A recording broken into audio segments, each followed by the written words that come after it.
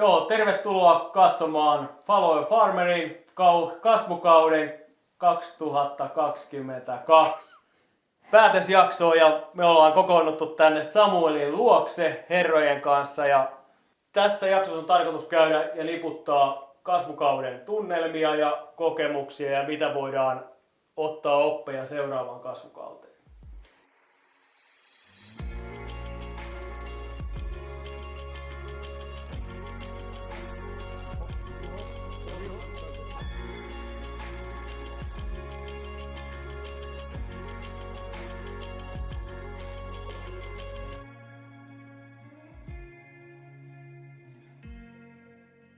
Aloitetaan vaikka Martista, että miten menee juuri nyt? Onko ollut syysviljoja esimerkiksi saatu kylvöön ja niin? No joo, kyllä nyt on varmaan vähän rauhallisempi jakso ollaan marraskuulla, että ei ole peltotöitä. Ehkä itse työllistää nyt toi, että se kanalakauppa, mikä meillä on tuossa työn alla, se toteutuu niin joulukuun alussa, että se on semmoista siihen liittyviä käytännön asioita aika paljon pöydällä tällä hetkellä. Toki jotain niin kuin, esimerkiksi lumihomeita en ole vielä ruiskuttanut, että jos tulee hyvät kelit, niin tällaisiakin ihan peltotöitäkin voi vielä olla edessä, mutta en mä nyt mitenkään sinne lähde väkisin niitäkään sotkemaan. Että sain tosiaan 30 hehtaaria sekä ruista että vehnää kylvöön, että semmoinen ihan perus, noin 1/3 pelloista on kylvettynä. Entäs Samuel? Mä otin itselleni vähän silleen helpomman syksyn, että mulla oli sitten näitä viljelytöiden lisäksi sitten muitakin hommia, niin en laittanut yhtään syysviljaa, mikä on poikkeuksellista. Ja sitten toisaalta tämä perhe myöskin, kun on perheen lisäystä, niin pyhitin vähän aikaa enemmän sinne. Eli nyt on silleen niin kuin tylsä jakso meikäläisen osalta niin kuin syysviljojen kannalta, että niitä ei ole. Mites Mikko Pohjanmaalla? Joo, kiitos kysymästä.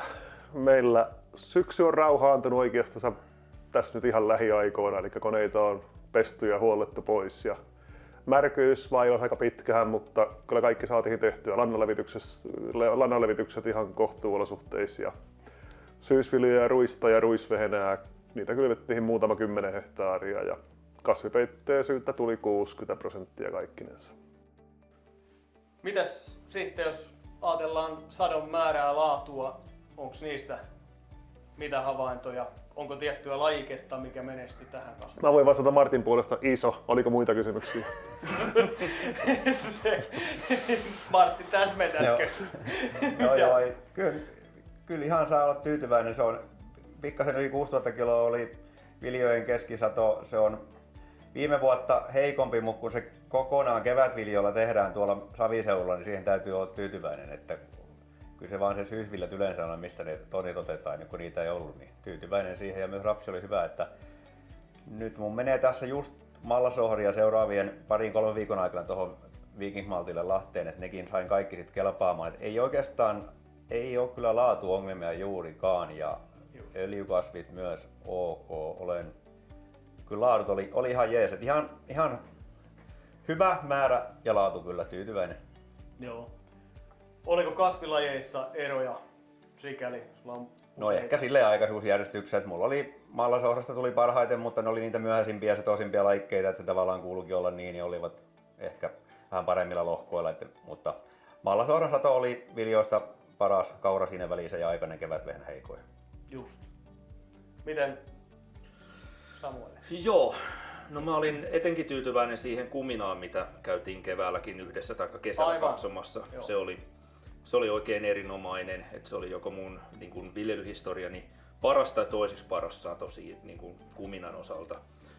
Sitten jos mietitään, niin se Konan ohra oli myöskin erinomainen, että siitä tuli 7 tonnin sato. Ja sitten kevätvehnä ei näyttänyt kummoselta. Mä olisin sanonut, että noin puimurihytistäkin katsottuna vielä 4,5 tonnin haminoissa olisi veikannut, mutta kuivuri vaan kuitenkin sanoi, että reilusti yli 6 tonnin sato tuli siitäkin, että ne oli niin kuin ne positiiviset. Sitten ehkä vähän negatiivista, no paitsi että ne kaikki syysviljathan kuoli ja ne jouduttiin silloin rikkomaan, niin sitten myöskin planeettiohra ei tuottanut niin hyvin kuin mitä olisi toivonut, että se jotenkin varmaan niin kuin tämän vuoden säät ei ollut sille sitten niin kuin suosiolliset ainakaan niillä mailla, millä mulla kasvoi, että jäi vähän alle 5 tonniin sato, mihin mä oon niin kuin henkilökohtaisesti pettynyt.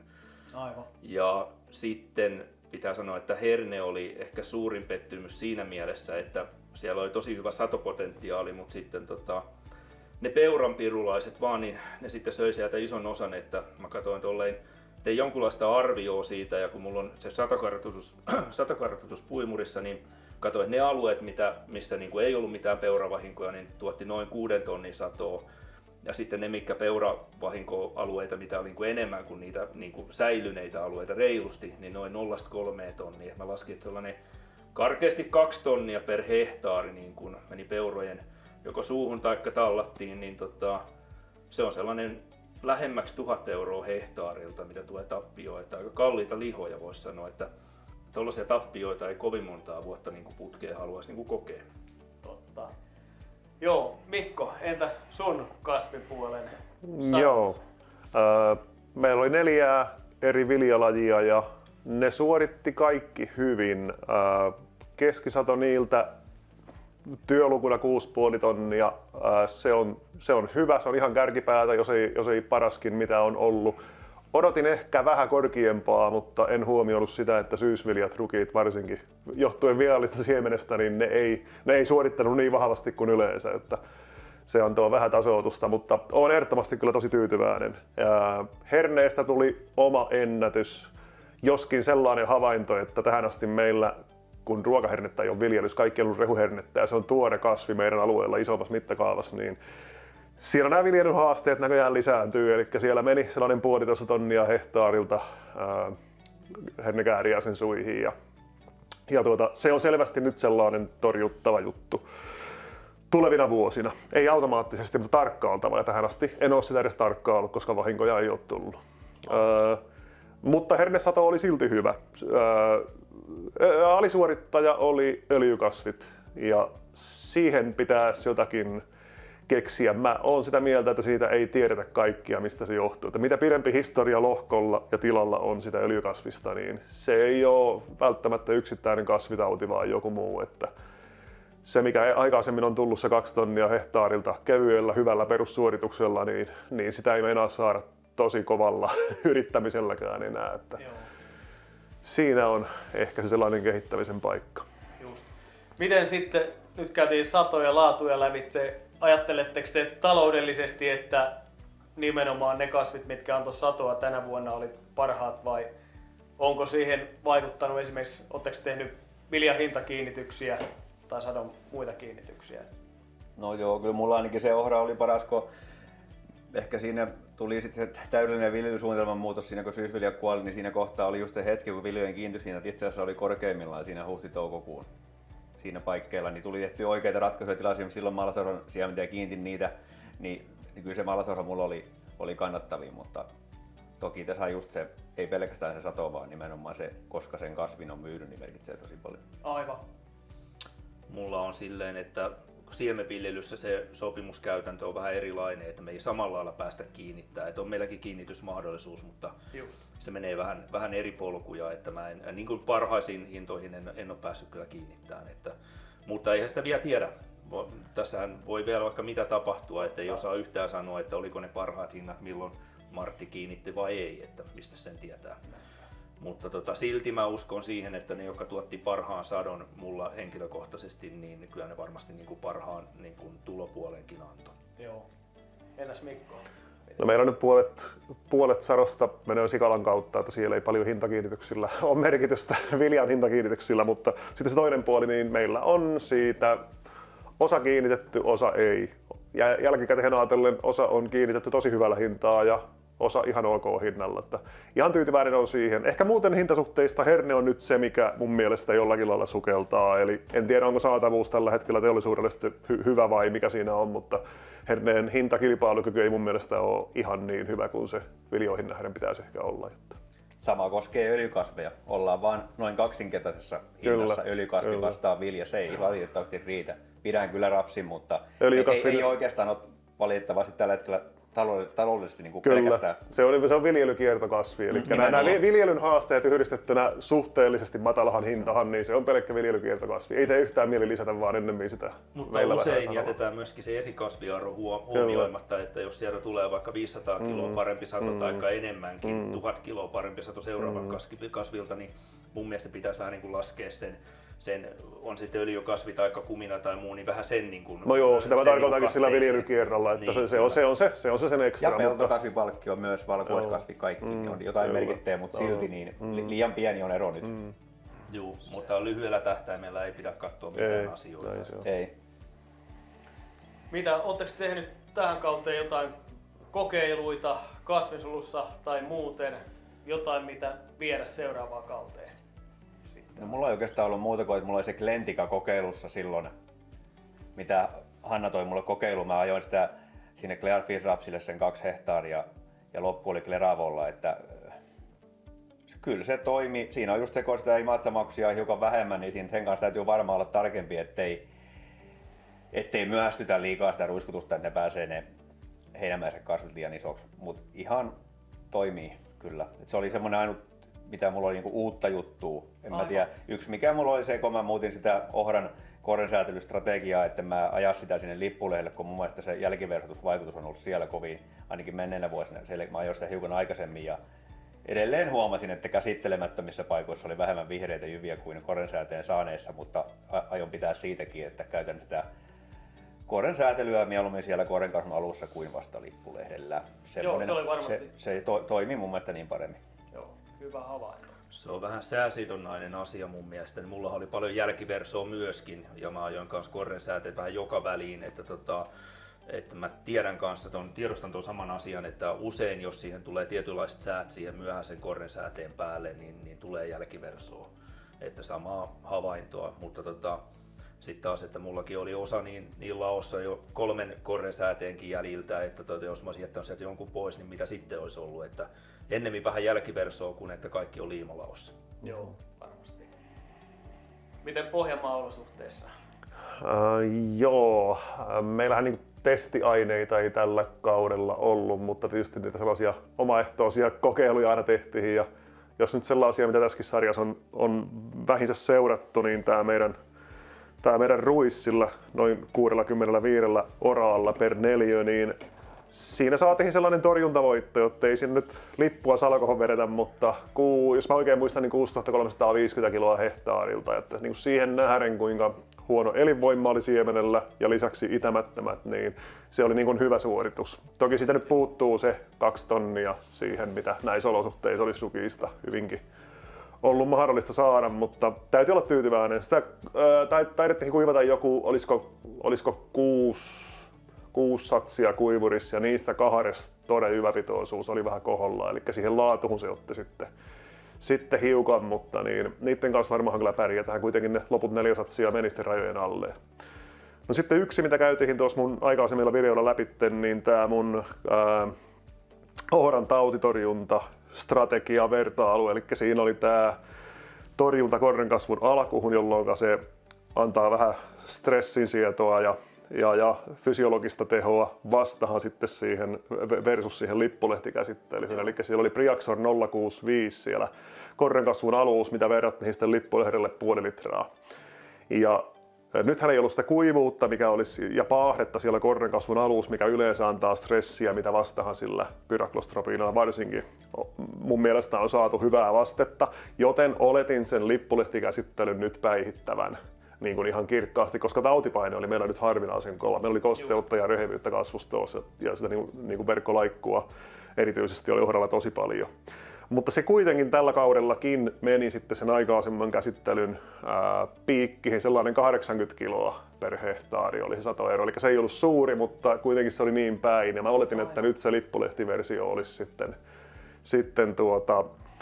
päihittänyt tämän aikaisemman. Toki se annos on 0,15 isompi siellä aikaisemmassa, mutta ehkä tämä kuitenkin tämä Xemiumin pitkäkestoinen teho sitten kuitenkin ihan tautitehona auttoo. Oikein. Ja jossain vaiheessa mainitsit vissiin, että te teette fusarium-käsittelyitä myöskin. Joo, se on ollut yleensä aina se 2,5-300 kiloa se sadon lisä, ja se ei ole siitä oikeastaan poikennut, ja nyt ohralla kauralla molemmilla tuli verrattua. Niin nyt oli hajontaa sitten enemmän, että pienin mittaus oli noin 50 kiloa lisäsato ja suurin mittaus oli 700 kiloa. Sitä vähän itsekin ihmettelen, että mikä mun mittauksessa mättää vai onko se tosiaan nuo suuri.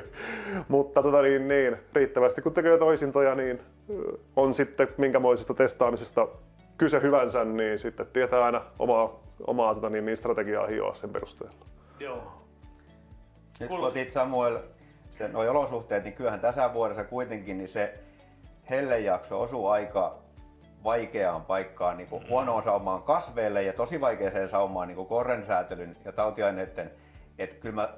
Oli hyvä vuosi ja paikotellen aika hyvät olosuhteet, mutta kyllä lähes kaikilla varmaan Suomen maassa niin se sanotaan 1,5-2 viikon hellejakso, niin kyllä se satoa leikkasi. Kyllä joo. Se näkyy. Joo, kyllä ennätyssatojahan olisi ollut mahdollisuus saada kyllä ilman sitä, että just näin.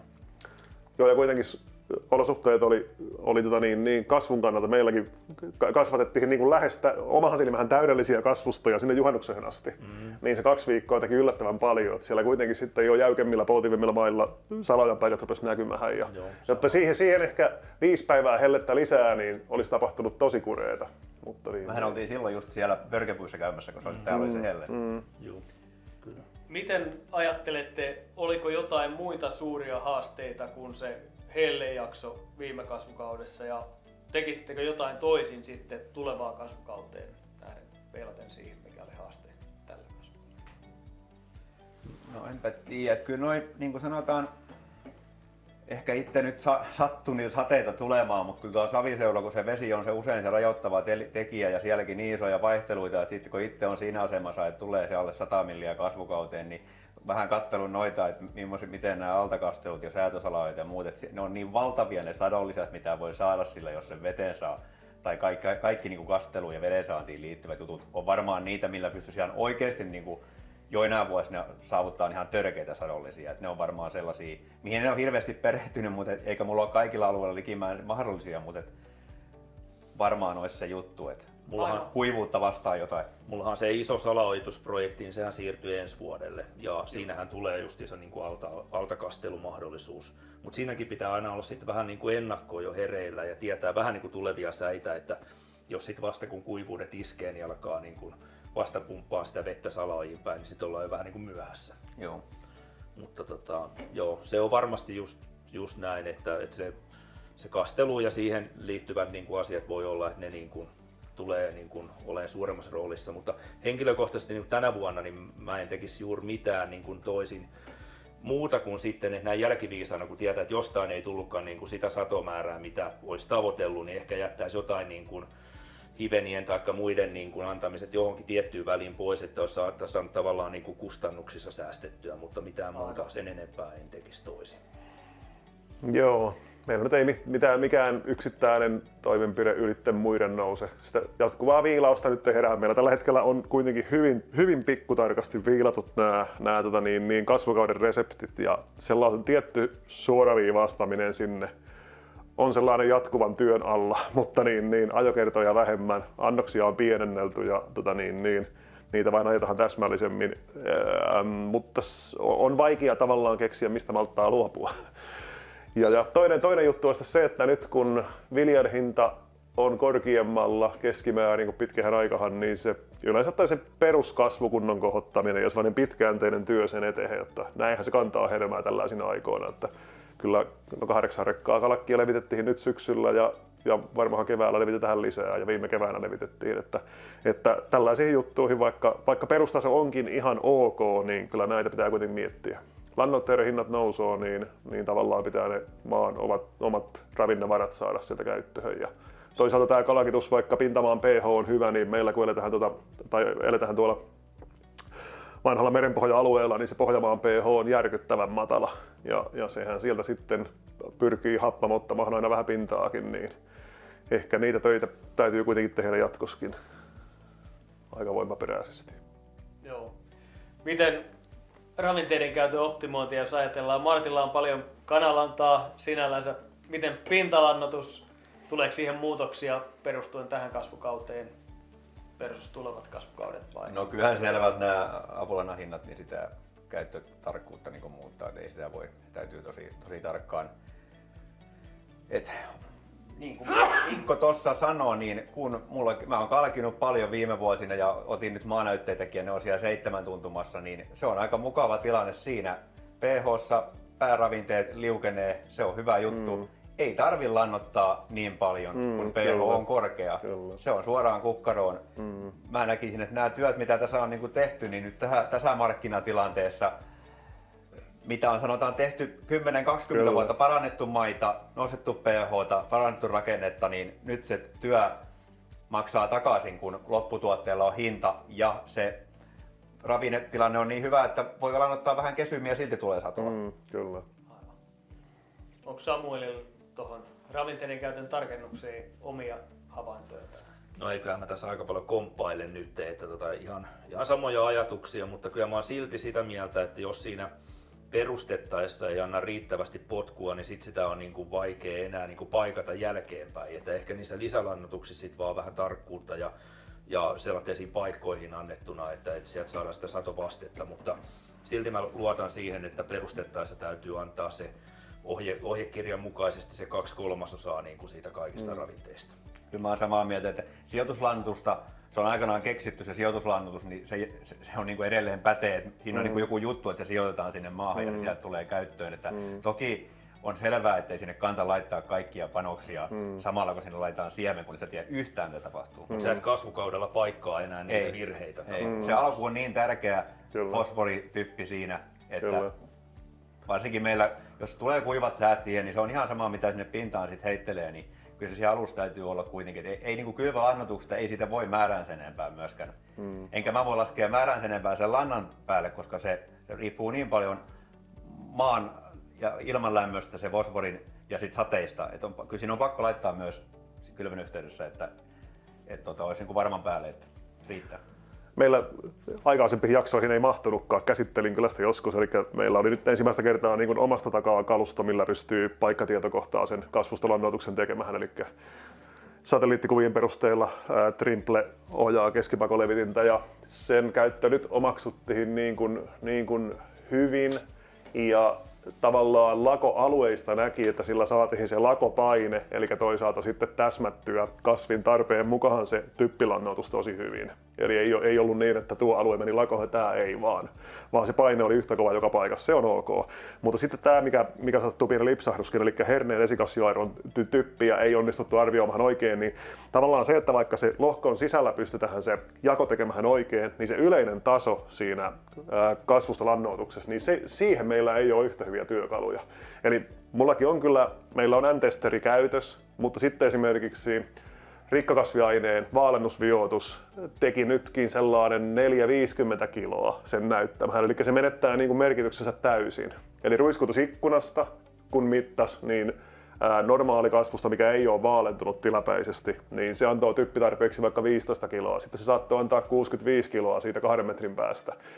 Niin ehkä ne ruiskutusikkunat sitten pitäisi jättää sellaisiin paikkoihin, että sinne viittii ajankäytöllisesti mennä tekemään ne mittaukset ja lisää työkaluja siihen, millä se tavallaan se yleinen taso saa taas selville. Se saadaan kyllä jaettua oikein ne suhteet, mutta sitten se yleinen taso, niin siihen. Mitä sä Mikko meinaat, siinä nyt kun sulla oli hyvä herne, niin mitä sä nyt aiot, onko sulla mielessä mitä sä kylvät ensi vuonna, miten sä huomioit? Meinaan kyllä mä oon samaan törmännyt, että kenellä on rajuja herneitä, niin aika usein ne on ne lakopaikat, sitä ei osata huomioida. Nythän herneenviljely on lisääntynyt tupla pinta-ala, niin tänä vuonna hernettä, niin nämä on semmosia, mitä ihmiset enemmän miettii. Eikä niillä niin sanottua typpisalkuilla ei tee hevon kukkua. No sillä ei tee mitään, joo, mutta kasvustostahan se pitää mitata se, eikä mutta maaperästä. Se, että tietäisi tavallaan paljon siellä pohjalla, se auttaa asiaa. Joo, kyllä. Sitä ei vaan pysty niin kuin selvittämään. Joo, niin on. Joo, kymmeniä kiloja se on niin kuin joka tapauksessa vaikutus, mutta mä mieluummin tekisin sen mittaamalla kuin arvioimalla. Joo. Niin, Sitten, mitä mietitte Follow Farmer-konseptista yleisesti ottaen? Miten olette kokenut sen? Mikä on ollut parasta antia henkilökohtaisesti? Tosi huono konsepti. Ei kun tää hieno matka ja hyvät tyypit ja mä oon ollut satokilpailussakin mukana ennen, niin vaikka tää nyt oli tämmönen konsepti, missä itse niin kertoo jo tavallaan niin opettajana, jos niin voisi sanoa, niin kuitenkin tää on mulle ihan, se on niin satokilpailut ja kaikki, se on jatkuvaa itsensä kehittämistä ja sitä sellaista opettelua. Siihen se niin kuin liittyy, että näistä tykkää olla mukana. Joo, ja mun mielestä niin meillä on niin kuin ehdottoman hyvä porukka tässä ja silleen vähän niin kuin meidän persoonat silleen niin kuin sopii tavallaan yhteen, että me niin kuin kilpaillaan vähän joka asiasta. Ensinnäkin Martti uhoo meistä ehdottomasti eniten ja sitten taas Mikko luottaa siihen, mun piti just sanoa siihen eteläpohjalaiseen niin kuin paremmuuteen ja sitten loppuviimein kuitenkin niin mä tuun sieltä hiljaa takaa ja vasemmalta ohitte ja kärkeen. Näin se menee, mutta nyt tällä kertaa me ei tarvitse ainakaan kilpailla niin jakson niin kuin näkyvyyden kannalta, koska me ollaan kaikki samassa niin kuin paketissa. Nyt meillä ei ole niin kuin kilpailua tässä yhteydessä, mutta muuten ollaan niistäkin kaikki kilpailtu. Kyllä sä sen omaan piikkiin sotat kuitenkin. Entä Mikko? Joo, tosi mielenkiintoinen prokkis ja vaikka ei näitä kummoisia kaveria ole, niin tosi mukava ollut tutustua näin niin paremminkin ja kyllä se aina sellaista katsontaa avaa sitten monenkin suuntaan. Joo. Tuliko selväksi, että kuka otti sen parhaimman sadon tänä vuonna? Siitä on ollut ainakin vääntöä jo ennen konseptin avausta. Kolme kättä nousu. Kyllä se Mikko varmaan oli, mutta eikö me vähän sillä lailla saa hunteerattua, että siihen nähdään millainen biomassa ja millaiset kasvusta kaikki sulla oli, niin se ero kuitenkin oli pienempi. Että kyllä meillä Saviseudullakin niin kuin joku toivoo joskus ehkä. Joo, ja just niin oli tästä puhetta, että siellä on ne vahvuudet. Meillähän ne näytti niin kuin kauan ylivertaisilta. Biomassaa on paljon, on ihan täynnä ne pellot. Ja jos tavallaan sen näköinen kasvusta, mikä teillä on hyvä, siirrettäisiin meidän pellolle, niin me ei saataisi niin hyvää lopputulosta kuin te saatte siellä. Eli se on vaikka näitä maalajia vertaillaan keskenänsä, niin sillä tietyssä asiassa heikommalla lajilla on sitten toiset vahvuudet. Eli jos siellä on poudanarkuutta tai jotakin hankalaa työstettävyyttä, niin kuin teidän jäykillä mailla, niin sitten siellä on kuitenkin kationinvaihtokykyä ihan toisella lailla kuin meidän ilmavemmillä mailla. Mun satoni, siis kaveriporukassa ei sille pääse kun piste siellä. Mulla on 10 kilometrin säteellä monia tuttuja, jotka sai 6,5-7 tonnin välein viljan keskisadoksi. Kyllä se oli, joka miettii vielä, kun se hellejakso, että mitä oli otettavissa. Oikeastaan mä varmaan puintijaksossa sanoin, että on niin kuin ollut yllättävän hyvä se alku, mutta silloin ei ollut päästy vielä niitä myöhäisiin kasveihin. Niin kyllä niin kuin porukka otti varsinkin myöhäisistä kevätvehnistä ja miksei ourasta ja kaurastakin yllättävän kovia satoja. Ei se ihan huono vuosi ollut, mutta kun ne sadeerot menee niin pienellä alueella, niin sitä ei pysty ihan niin kuin... Hyvä vuosi oli niin kuin, mihin vaan sateet osu. Joo, ja meikäläisen ehkä paras saavutus sitten niin kuin suoritus, niin ehkä nukkuu tuolla Lasiverrannalla tällä hetkellä päiväunia. Ja ehkä näkyy tuossa kuvassakin, eli ehkä se olisi kuitenkin se niin kuin kauden niin kuin huippuhetki. Selvä. Ei siinä hei. Kiitokset tähän hetkeen Follow Farmer kasvukauden niputuksesta omasta puolesta. Joo, ja toivottavasti tämä jatkuu tämä konsepti jossain muodossa, mutta ei välttämättä meidän kanssa. Että löytyy joku seuraavat seuraajat tähän. Kyllä. Joo. Kiitokset teille. Kiitos.